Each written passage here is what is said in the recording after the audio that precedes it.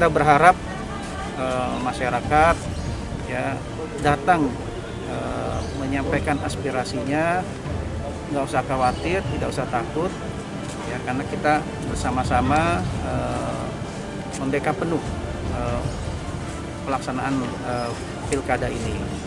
Dan saya juga ucapkan terima kasih ya, kepada penyelenggara dan khususnya pada para tim pendukung yang telah berlaku bijak, yang telah menjaga keamanan, kondisivitas. Ya, saya berharap ini juga nanti sampai dengan akhir penghitungan.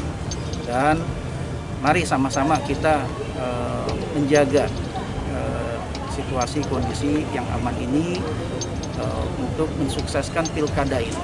Kita serahkan semuanya kepada aturan, kepada pelaksana, dan kita yakin kita sudah sampaikan TNI dan Polri di sini bertugas dengan netral, ya, dan ingin mensukseskan, mendukung juga pelaksanaan pilkada ini bisa berjalan dengan aman, sukses, selamat, dan tentunya dengan memperhatikan protokol kesehatan yang ketat.